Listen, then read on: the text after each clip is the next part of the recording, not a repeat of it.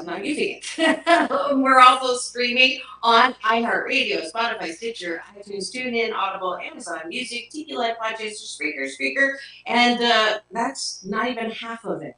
Why so many places? Because I want to maximize my splatter zone for more hope and happiness. That's why. There's no gossip, no scandal, and no K words. No Kanye talk on this show. Instead, I want you to focus on your own reality show, your life, and how you can be happy 88% of the time. So if you missed any of my past 1,080 shows, yesterday we actually did our annual holiday sing-along on Doctors in the House series. It was fabulous. Go back and free subscribe on my YouTube channel to watch and listen to that and sing along. You can use it at your holiday party.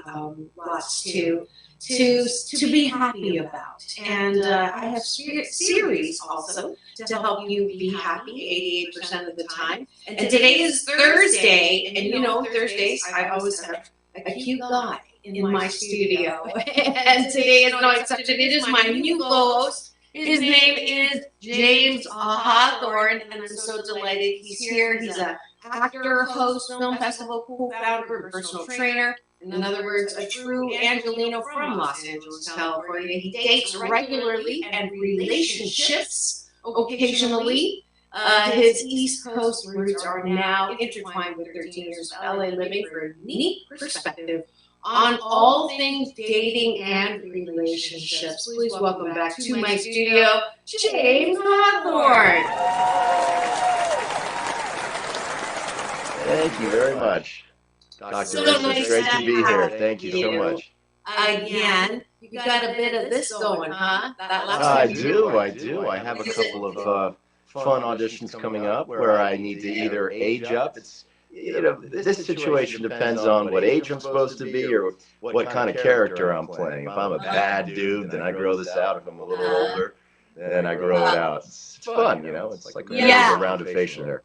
Yes, I just, I don't want to lose, my favorite part of your face, which is your butt. Well, I aim to please, so I'll keep that in mind for next week. And thank you for streaming in. We got a couple of fingers on that little interchange, which is this finger, not the other one. Love having people in the chat. Please don't do it if you're driving right now and tuned into the AM FM. But when you get where you're going, please do feel free subscribe on that YouTube channel and then play with us on the air. And we start every show this last year with breakfast. So you're going to have breakfast now with me and James called Taking a Bite of My Gratitude Sandwich. Here we go. And I already finished my coffee, but I wanted to show you, is he not the cutest? I love that. Cup ever. So we got to cheers. Bring your cup back up. Yes. Let's see if we get cheers in the middle. At this time of year, Santa Claus does have the weight of the world on his shoulders, so that is quite true. It's very appropriate. Absolutely. I just think he's the most darling thing in the world. So breakfast means we do 8 things that we're grateful for specifically. We can do one-word answers. We don't have to do it long form, but just bounce back and forth. Sometimes Frank, who is in the sound studio trying to make things work technologically, and I appreciate him for that. And even though some of the equipment is not cooperating, we've had a fun week this week, but we're all good. I know you can hear me now or later. And then at the bottom of the button, we talk about what we appreciate. So what we like about ourselves. So let's start with gratitude. Outside of ourselves, I'm grateful that I got to meet Bob Eubanks, Newlywed Game, many different game shows, classic game shows, at the 50th Daytime Emmy unveiling of the new Emmy Award. And I got to interview on the red carpet a number of Emmy nominees. So you can check my social today for all of those. I'm super grateful that I get to do fun things like that. That wasn't one word. That probably qualifies as all 4 of my gratitudes. I'll try to keep mine short and sweet. I've been thinking a lot about opportunity. Right. It's take my advice. I'm not using. That's right. There you go. For me, it's opportunity. Coming into the end of this year, I'm already excited about next year, and that really buoys my spirit. Rather than worrying about maybe how I didn't accomplish everything I wanted to this year, I'm more fueled by the excitement of what we can accomplish next year, and that opportunity gets me excited and helps me finish this year strong. So, just grateful for opportunity and the ability to see it. Great. Now the strike is officially over. Yes. So that's a big sigh of relief for, especially for my Tuesday talent people and people in the industry. So, yeah, it's I would say for the future of the entertainment industry as a whole, it's a sigh of relief for all parties involved, including the ticket paying movie goers. Yeah, yeah. I think the silver lining of this whole starting with the writer's strike and then into the acting strike is I did not fully appreciate the the back the back end of all of the entertainment that I appreciate and enjoy. And a lot of focus is on actors because they're in front of the camera, but writers, the importance of writers, just like the silver lining in 9/11 was the appreciation of first responders, right? And then the silver lining of COVID was the appreciation of healthcare workers. So in everything, there's always something to be grateful for or something to appreciate. So I'm definitely done with my 8. Go ahead. You do one more gratitude, then we'll go to appreciation. Let's see, one more gratitude. Space. Space. Whether you create it yourself or whether you find it, in this crazy, busy, noisy world, we have more space at our place right now. I'm doing a winter cleaning. It's just incredibly freeing to have space, and I plan on going out to Griffith Park and going for a trail run today. So I'm gonna get the outdoor space as well as the indoor space. So I'm That's grateful for fantastic. that, even in the midst of LA.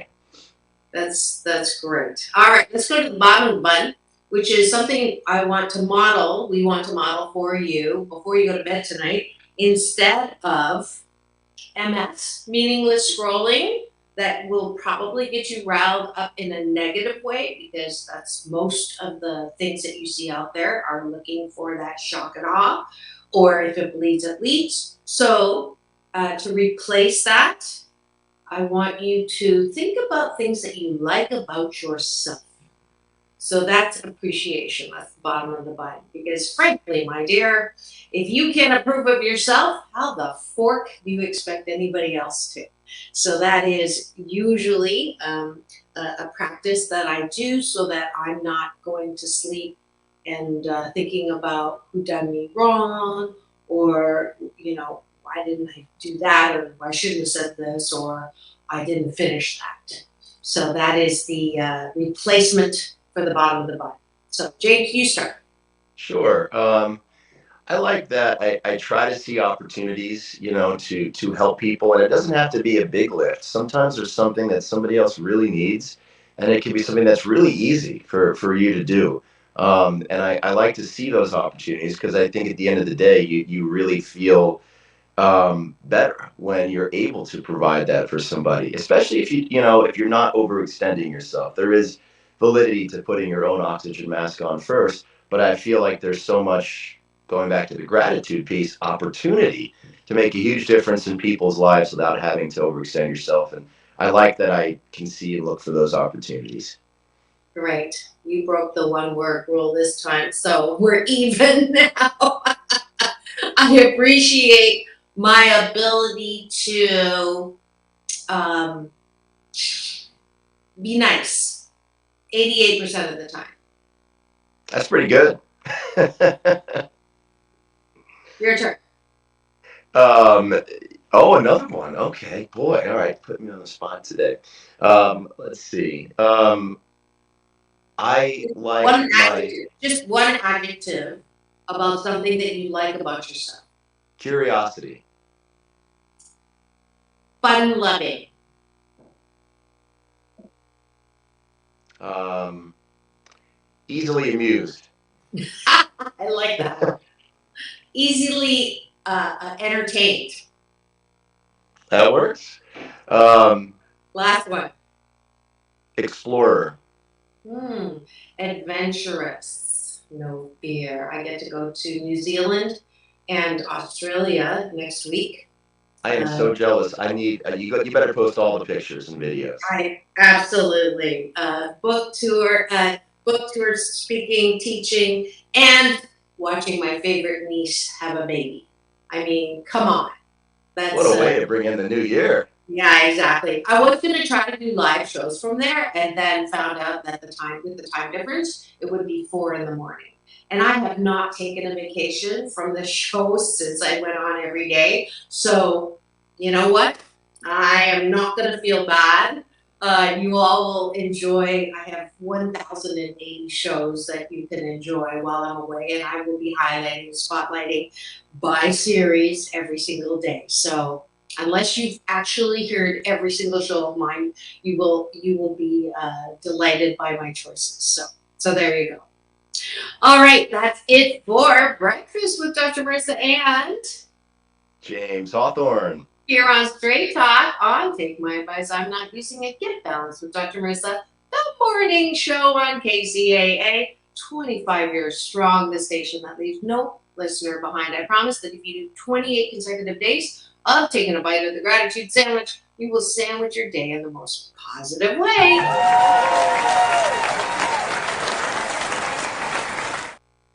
All right, it's time for. I do have to get that sound effect. Drum roll. James, pick the topic for today. Tell me what it is. I am really excited for this topic. It blends the idea, the pressure around gift giving inside of a relationship and how that correlates to the 5 love languages. Can you put yourself in the doghouse if you fail to give a physical gift and maybe give in another way? Let's discuss. I'm excited for this one. Awesome. And let's just do a quick review because I love the fact that my daughter uses, love languages out loud. And it is something that the younger generation has really embraced, kind of like other generations have embraced things like men are from Mars, women are from Venus, but it's become like this nomenclature or verbiage that people identify with. So I'm looking for a quick quiz on 5 love languages so that I have one I could quickly list them if you'd like. yeah, Sure. there's a free quiz here. Let me see how long it is. For couples, teens, and oh, they've got an apology language too. Let's see. If I bring this up, you tell me how if this is something that is quick or not. If not, you do yours. Have you seen this one? Oh, I've not seen that one yet. Do you want to try it? Nice little quiz. Yeah, let's encourage everybody to play along at home as well. So if you're Yes. not familiar with your love language, you can hopefully discover it, and you might also discover it for your partner as well. Let me put the link in the chat and we will all play along. I love doing this stuff. Google is such a good assistant. It sure is. Okay, you want to play along with me? Let's do it. Oh, you can't. You can. Okay, I'm an adult. You're an adult. Yeah. We're both single, right? Yes. Perfect. It is more meaningful to me when someone sends me a loving note or I hug someone I love. Hug someone I love. Hug someone I love. Are we doing this for you or for me? It's a good question. That's your call. Do you have a thing that you can play along with? Let's see. I could play Well, along on my you know what laptop. your love language is, right? I don't. So Oh, let let's me do it for do. you. Let me. Let's Yeah, play I for don't you. know. Yeah, isn't that weird? I love sending me a note for no special reason. I think that one. I can spend time alone with someone, just us. I love someone that does is something practical out me on. I'll go with that. For me, it'd be the top one. Would it be? This is good actually to talk through so that we can see how close we are. I can see already we're like different. Someone I Yes. love gives me a little gift as a token of our love. or I get to spend uninterrupted leisure time with those I love. I'm guessing you're at the bottom and I'm the top. Yes. Well, I heard you like it on the bottom. So I'm sorry. Someone, someone I love. Naughty girl. It I is know. getting late It, early around here. it's Thursday. It's Thursday. We're running into the weekend. Someone I Watch love out. does something James Earl Jones is unexpected. watching you as I drink this water. I know your family. I'm sorry, Auntie and Uncle. Someone I love does something unexpected for me to help me with a project. I share an innocent touch with someone I love. I'll go with the touch on this one. We might be the same on that. On that one, because like I love my project, so I'm actually gonna go with the top on this Oh, wow. one in But we're particular. opposite again. Okay, interesting. Someone I love puts their arms around me in public, PDA. Someone I love surprises me with a gift.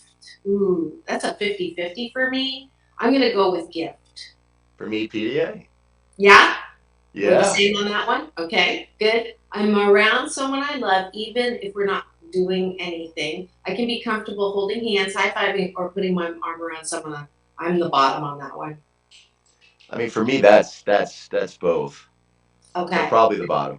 Okay, so we're like on that one. We're like Hmm. on that. I received a gift from someone I love. I hear from someone I love that they love me. I'm going to go with the bottom on that one Me because I've too. done enough on the gifts. I sit close to someone I love if they've showered. No, I am complimented by someone I love for no apparent reason. Definitely the bottom. For me, it's the top, but that probably has more to do with my difficulty receiving compliments or praise. So. Oh, a little bit of self awareness there. It's more meaningful to me when I get a chance to just hang out with someone I love, or I unexpectedly get small gifts from someone I love. I'm gonna, that's a 50-50 for me. Again, I've done so much on gifts. I'll go with the top one. Well, now you're using your logical brain to answer these questions, but I think if you're being true to yourself, you got to All go right. with what is the truth, right? Okay. I'm going to hold you to that. All right. Is that a banana? Oh, no, sorry. No, which I'm going with the bottom. Are you going with the bottom or the top? For me, it's the top. All right. I hear someone I love tell me, I'm proud of you.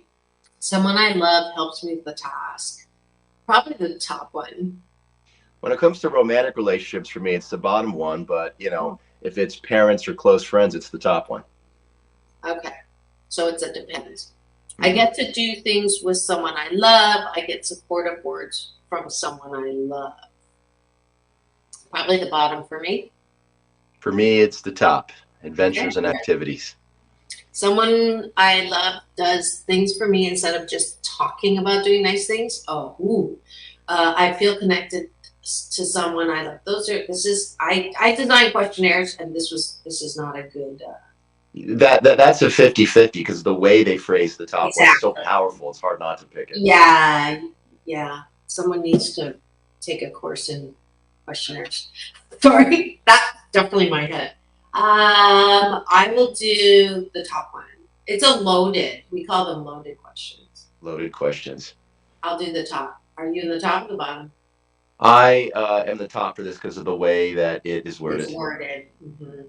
It's more meaningful to me when I hear praise from someone I love versus someone I love gives me something that shows they were really thinking about me.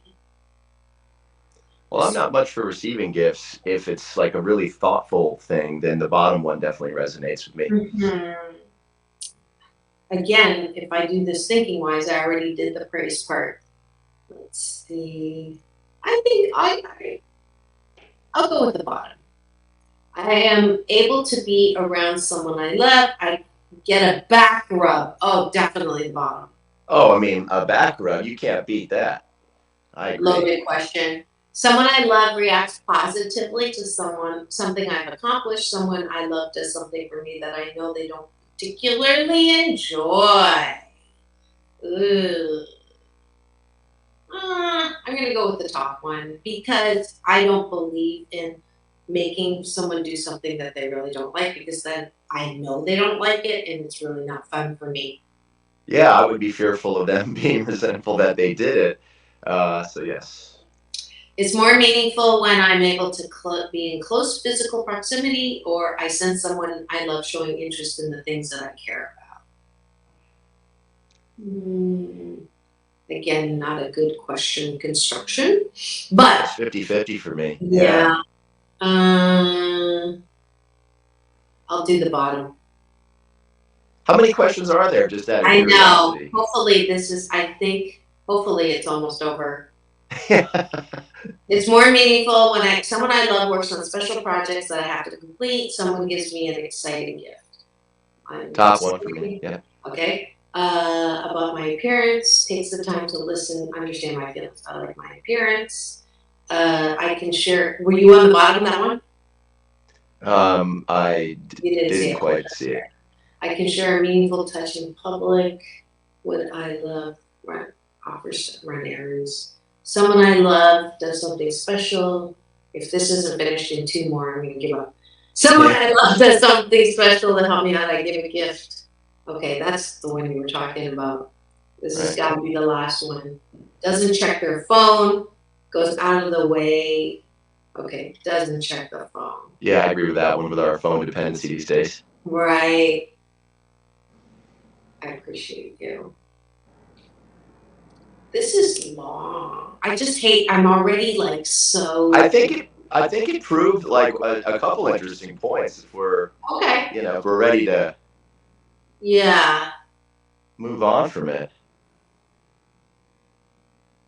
I just don't want to stop it. But go ahead, you talk. You know what? You Yes, talk. we all love to complete the things that we Yes, I start. do. You know I what? like that about you. You make your points. This is a good thing to do. I'm gonna stop. Well, can you do this without being distracted if I keep doing this and you Sure, talk? go for it. Yeah, Okay. I know you want to yeah, let's find out what it says for you. The thing that I realized, right, is we're going through this and we had a lot of differences. So when it comes to love languages, there's both, I think, the way that your partner wants to like receive things. So there's the receiving love language, but then there's also the way that you give. So you might like to give gifts, but that might be meaningless to your partner.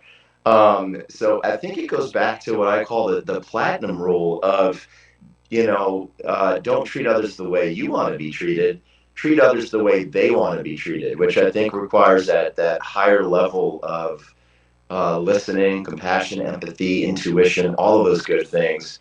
And then as that relates to gift giving, right? Gift giving, even without the love languages, especially in a relationship, is complicated enough. And I know that when I've been in relationship over the holiday season, I always feel a sense of anxiety, pressure around getting the right thing. Is it thoughtful enough? Is it, I hate to admit it, but is it expensive enough? Are they going to judge me on, how much the gift is? And when you layer in the love languages, I think maybe when I thought of this topic, I was wondering, is there a loophole where if somebody cares more about quality time and acts of service, do you even have to worry about the stress of getting the right holiday gift, or can you plan an awesome getaway instead? Or if it's Christmas and you don't give them a gift or the holidays, are you in the doghouse? So just to bring it all back to our topic for the day. And meanwhile, I think we got results here, right, Dr. Marissa, from your Yes, we quiz? do. But I want to just validate what you're saying for the differences. You know, just looking at our both of our differences, and I'm glad you brought up the platinum rule. So the golden rule, for those of you who did not grow up in Sunday school, is do unto others as you would have them do unto you. The funny definition that I know is the one with the most gold rules. So that's one other way of it. Platinum rule, if you think about platinum, it's more expensive than gold. It's not as easy as the golden rule. You actually have to know what another person likes. So you're not assuming that they like what you like, which is the great thing about talking about the love languages. So absolutely, James. That's why I was happy you picked this topic as well. So it looks like I am biggest on words of affirmation. I like what comes out of your mouth more so than what you're doing. Apparently, that's because if I look at acts of service, it's only 13%. I think partly, James, because I'm still used to doing everything for myself, that it makes me a little uncomfortable asking people to do stuff for me. I'm still used to doing it, which is why I don't have an assistant too. It takes so much longer to have to tell someone how to do it and then have to go check it back and forth. But yeah, definitely, I love words of appreciation and receiving gifts. Obviously, I'm surprised that my receiving gifts is not as high as words of affirmation, to be honest. And But physical it's is interesting happening. though, because it's not always that case. Because the other thing about you is that you're such a hardworking person. I remember on one of the questions you said, "I would love it if somebody would run my errands for me." That's loving. So I think also because of your tendency to be, dare I say, whether you like it or not about yourself, a bit of an overachiever. Somebody running your errands for you is incredibly Me? flattering. Oh, for sure, for sure. I'm a recovering overachiever, control freak, and perfectionist. Yeah. So let me take a screen, or I'll just stop sharing. I'll leave that on for me for later. So one of part of the topic that you wanted to talk about was being in the doghouse when you are giving in that space of thinking that they want this versus that. Talk to me about that. For example, you could give somebody the coolest gift in the world. It could be thoughtful, expensive, and timely because it's around the holidays. But if that person doesn't care about receiving a gift, their response might be underwhelming. And then, you feel like maybe you've missed the ball altogether because maybe what they wanted you to do was plan a trip, right? I'm certainly in that boat. And, outside of the romantic relationship of things, my family and I are really weird with gifts. We really don't do it. We more try to plan times when we can all be together and do fun experiential things, which is why I thought about this. But then I also thought, I think there's an expectation that if you're in a relationship, you're going to receive some sort of a gift, a physical gift around, and I don't just mean physical touch, around the holidays and around birthdays. And because of the charged nature of being in a relationship, I think it's a very it can be a tightrope at times. But I think understanding your partner's love languages can certainly go a long way. If you plan the best trip in the world and fail to give a gift, it might not be much of a failure at all to your partner. So for me, first of all, did you see what I wore for our interview? So I am the gift. Can you see that? Yeah, I mean, and like, for Santa to drop that down the chimney, you look amazing. No chimney dust, nothing. It's amazing. See, I am the gift. Yes. I love the dress. I've had it like 20 years, but every holiday season it does well. But anyways, so I would go back and say, I don't care what your love language is, in the sense that if you actually express, and this goes for everyone. I took my little nephew to task this one time when I gave him a gift, and he said, he was like 7 or 8, and said, "That's not what I wanted." And I just, bit his head off, not physically, but I looked at him and I said, "I don't care what you think about anyone's gift. You are gracious and say thank you so much. You look people in the eye and are grateful. I don't care." So for me, that anybody would say or act like they didn't like their gift is that's a deal breaker. Like if anyone I was ever with. Now, on the other hand, I think that our whole society has really done themselves not a favor by trying to find the perfect gift. Every holiday season, they want to get that one thing that everybody's going to go, "Oh, that's it. How did you know it?" And it's like, what, one chance in 1,000 that that's going to happen? And it's kind of stupid to put that kind of pressure on yourself. And while I'm not crazy about making lists, because then there's the expectation that you get everything on the list, And I'm codependent enough that if you give me a list, I'm going to want to give you everything on that list. And if I don't get that one, so lists don't work for me. And I used to be critical around gift cards, but now I'm totally like, I would much rather get a card so that I can buy what I want, and I still thank them for they made the money that gave to me what I could buy to celebrate the season. So where was I going with that? Um, The pressure of the perfect gift. yes. We gotta drop that bullshit talkie. Like that's an unnecessary holiday downer right there. Because it leads to, trying to fit in shopping, trying to fight traffic, you're already exhausted, you're trying to, if you're the person hosting, it's just like way too much. So I do like the you know, focusing on getting together. The gift is we're going to get together. We're going to spend the money for the travel to get together.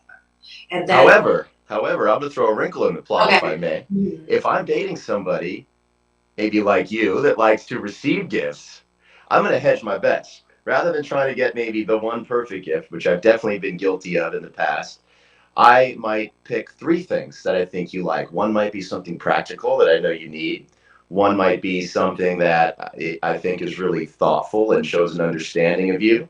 And one might be a little on the extravagant side, right? So if I know you like gifts, rather than putting that money into plane tickets, accommodations, or whatever, and I'm abiding by the platinum rule, I'm a betting man. So I'm going to hedge my bets and maybe get you three gifts. But if I was shopping for someone like me in a relationship, I would have to fake it and be grateful about a physical gift when what I would really love is something I would want them to give me some of their quality time and plan an amazing trip with me. And that's what would make me genuinely go over the moon.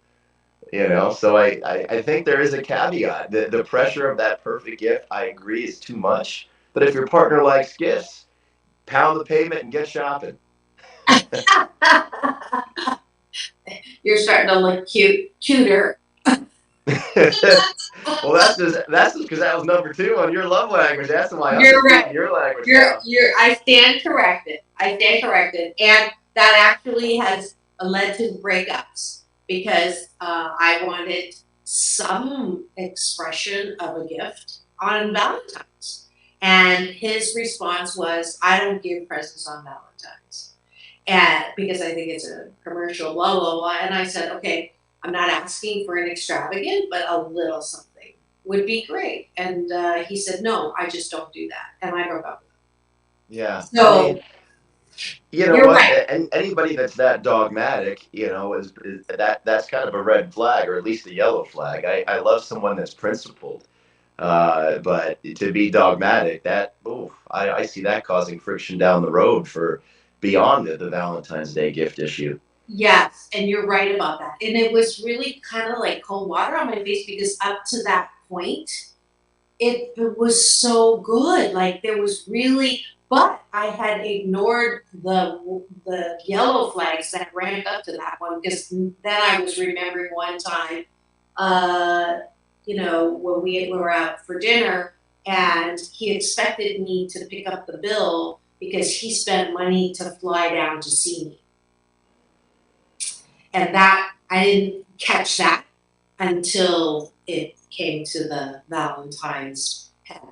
That's so fascinating because if we're not speaking the same love language as our partner, sometimes we miss the things that they've extended themselves to do for us. We completely it goes right over our head, that act of service or the quality time, because we're not operating on that radar. They sneak under our radar with that. And, I think my question to you, doctor, would be this. I mean that in a genuine way because I value your expertise in this. How do we get better at not missing each other's cues? I've been told that sometimes in relationships I miss certain social cues because I have a very strong personality and have intelligence in certain areas, but I'm completely oblivious in other things, and I'd like to get better at that. And I think the same can be said for when we have different love languages than our partner. How do we get better at that? Yeah. Well, taking a test is definitely one way to get better at it. Although I need to put in, ask my assistant Google to put short quizzes instead, so that we get to the point faster. But if you At just least it's an hour-long show. yeah, that's true. That's true. And if you just tuned in and you're wondering what's going on in studio, this is Take My Advice. I'm not using a gift balance with Dr. Marissa, the morning show, and it is special series Straight Talk with Dr. Marissa. And James Hawthorne. as it is Thursday, welcome to my cashew gallery. I see that Oracle Nation is streaming in from Portugal. Nice to see you. And we're talking about love languages, and so I think PJ is married, and so I'll put him on the spot and just say, do you know what your love language is, and do you know what your wife's love language is? I found out today that my top of my list is gifts. Second on the list is, what was it again? Oh Words no, of affirmation, but flip okay. those two. First was words of affirmation. Second was receiving gifts. So that is maybe that's why the yellow flag was delayed, is because he was saying the right things. That definitely could be. So what's your number one? Spending time? Is it the here, let me pull this back up again so we can see the categories for those who are not familiar. Mine, James's, or our guests? Yours, James's. Mine. For me, it's very close between these two. Well, actually, no, that's not true, because when I answer this question, I have to do it with regards to what the way I like to give, as a love language, and the way I like to receive. When it comes Okay, to receiving, I would say it's quality time, is that's followed my by level. acts of service and physical touch. When it comes to giving, I love physical touch. I love to reassure, affirm, express love in that sort of way. And then I also love the giving quality time as well, because I love going on experiences together, because then you're never one of those couples that's sitting at the dinner table with both of you on the phone the whole meal, because you created all these awesome memories, from the amazing trips you've done together or outings you've gone on. You always have these stories you can tell. And I Mm, think the more stories that you can tell together, you're never going to be bored with your partner, because you've built this whole life around, things that are truly enriching, rather than stuff that might gather dust on a shelf.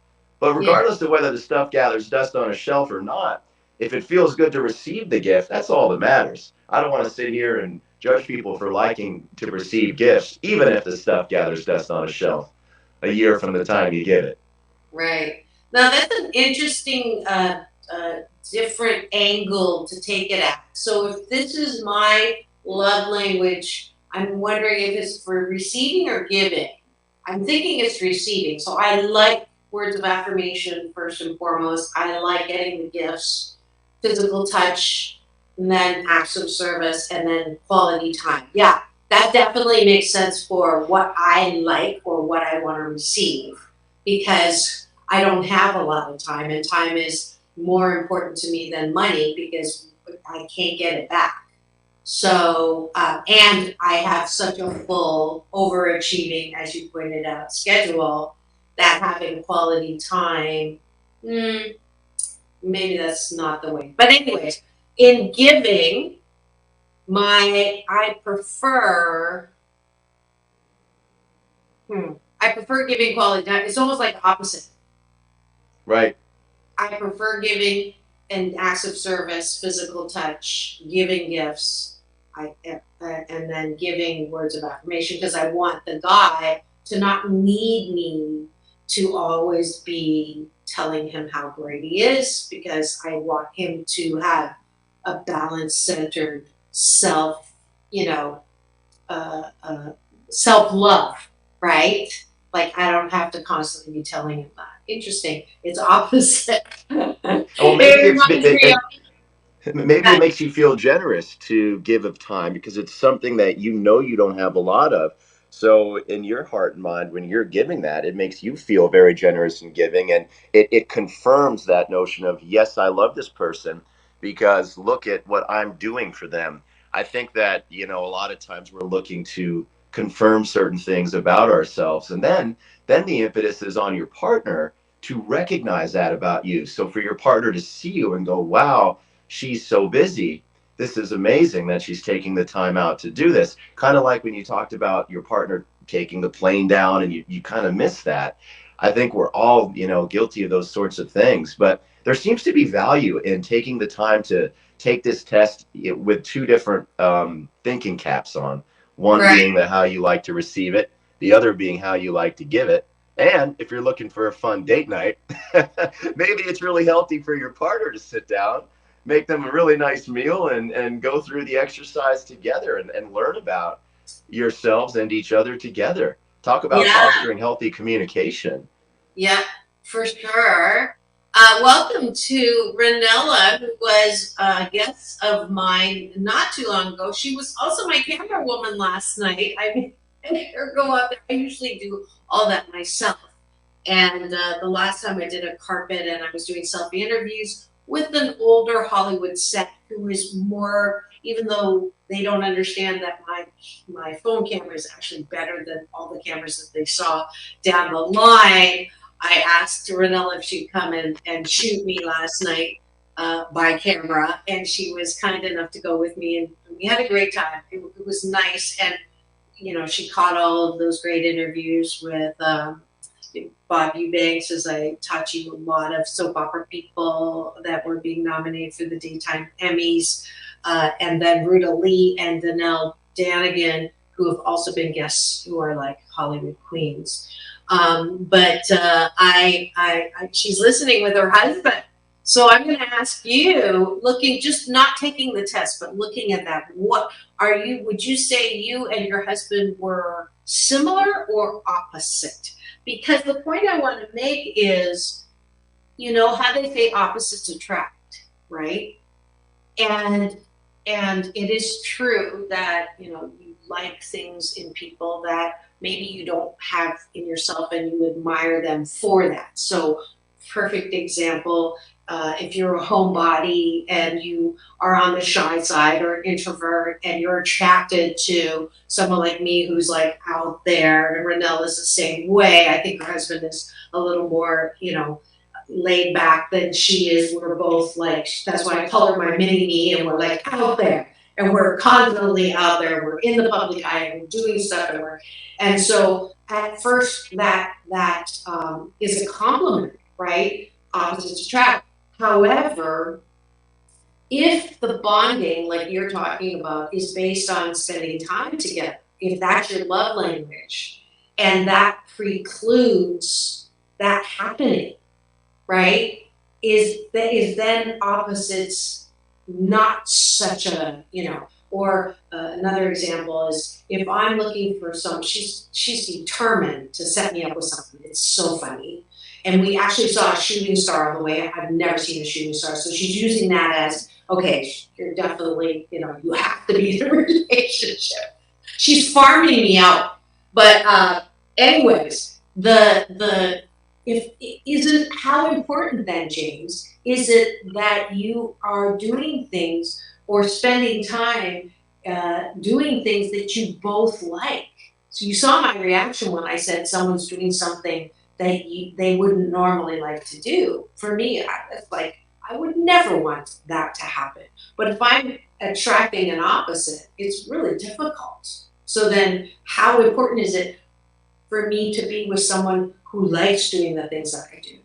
That's a great question. I have a couple takes on that, and I'm curious if the listeners wanna opine in and see which one resonates with them.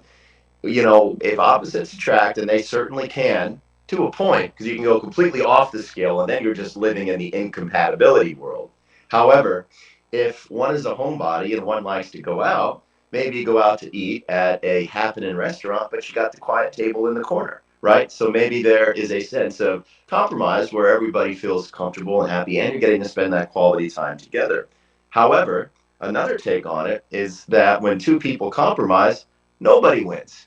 And what good is that? Because you want your relationship to elevate your life. And if you're not getting what you completely want sometimes, where's the excitement? Where's the thrill? if everything's a compromise, it's all dull and boring. And life's too darn short for that. There goes. So, yeah, so I mean, if opposites attract, how do you handle that? Do you make that, all right, let's go to the restaurant, but sit at the quiet table? Or, do you just say, you're doing this for me tonight because I love you and you love me? And next weekend, we'll spend the entire night at home doing a home baked dinner and Netflix and chill. Yeah, yeah. That's a good way of making me swallow, even though I don't swallow. Compromise the C word. You're on one today. I love I it. can't help it. I can't help it. This is what happens when I put on my I'm a gift dress. It's very difficult for me to put that C word in my vocabulary. And I was just telling Renelle yesterday, I'm a great manifester. So if I really wanted to be in a relationship, it would happen. But because I'm of two minds, because I don't really believe that that I could meet someone where I didn't have to compromise. I hate that word. It's like the only word worse than compromise is patience. I have neither one of those words in my vocabulary. So until I can believe that it's possible to meet someone where I wouldn't have to compromise 80% of the time, 20% of the time, absolutely, I will compromise and I'll do it with a smile on my face. But it's my BS, my belief system, that I would have to drastically compromise in order to have a good relationship. So, I mean, for you, it sounds like compatibility is key. But the nice thing about the nuance is I believe that it is a sliding scale. Opposites can attract, but if you go too far, then you're in incompatibility. Similarly, if you think about the whole introvert, extrovert, and blend model, for example, I would consider myself a introverted extrovert, meaning that pardon language from this guy, meaning that I'm in I'm an only child, and if I don't get my alone time, I can get cranky. But I love to be out. I love meeting people, and meeting people ultimately gives me energy. So I could probably be with an extroverted introvert. I would have a tough time making it work with an introverted introvert, and I'd probably be overwhelmed by an extroverted extrovert, someone who's on all the time. So I probably need somebody that's in the middle of that scale. And so, I think there's nuance to it, and I think it's knowing thyself that's so important. And I think that sometimes people that have an adventurous spirit can do well in a relationship where opposites attract, because even though they might prefer certain things, if you're willing to explore adventure and grow, this person can not change you necessarily, but broaden your horizons and, help you become this more complete person. Isn't that what we would all hope for in a relationship? To have Yes. somebody that helps broaden us and make us more rich and complex. Yes. Even though getting along and that whole complete me thing, I think has also not helped grow good relationships. Thinking that that person has to, you're not enough without that person. They have to be, you complete me in order to be whole. I have such a difficult time with that. Plus I grew up in the school of romance of Cinderella and Snow White. And somehow, if I meet the one soulmate, one twin flame, that's shiitake. There's way more than just one person in the seven, how many billion of us that you could have a good relationship with. And I prefer to see it as, my book of romance, and there's many chapters in my book of romance. And so some chapters are shorter and some are longer. But the ability to be open to, I'll say, people who are different than you, and for a certain amount of time until you can't be, right? Until it works, until it doesn't work. I'm so glad we're getting more and more. The topic is we're getting more and more eyeballs rolling in. So I think the topic is a good one, James. And at the same time, the bad news is I am getting the sign from our back end, Frank, who is my sound engineer back there, saying, we don't have a lot of time. So he's telling me it's time for a final word from you. I have a hopeful wish for our listeners today. I'll let you close it out after that, Dr. Marissa. My wish is that in this holiday season, you choose your gifts wisely. You choose them without the pressure of buying the perfect gift. And you do so with a sense of platinum rule understanding of the way your partner likes to receive love. I truly believe in my heart of hearts after our conversation today and what we discussed, that if you do that, you're going to have a lovely gift giving and gift exchanging this holiday season, whatever form that takes, is going to be a beautiful experience for you and your partner. And I wish that for everybody listening. Beautiful. And I'll just chime in that the best gift, I believe, for your relationship is, once you hear this, is to sit down, have a dinner together, and just talk about the top 5 things using the model of love languages, and that will help the communication in your relationship so that you're not missing your Mark or your Peter or your Dick. Oh, I mean Richard. That was accidental, that one. We're gonna have to talk about your wardrobe next week, because if this is what's making you on one, we're gonna have to pre-approve your clothing, Dr. Marissa, next week. I don't want the SEC coming after you. It's all about balance, folks. Thanks for tuning in to take my advice. I'm not going to take your balance, Dr. Marissa. The Morning Show special series, Straight Talk with Dr. Marissa and James Hawthorne. It's peace in, peace out, world peace through inner peace. Tomorrow, 10 Conversations with the Long Carter. Now go and have the best day.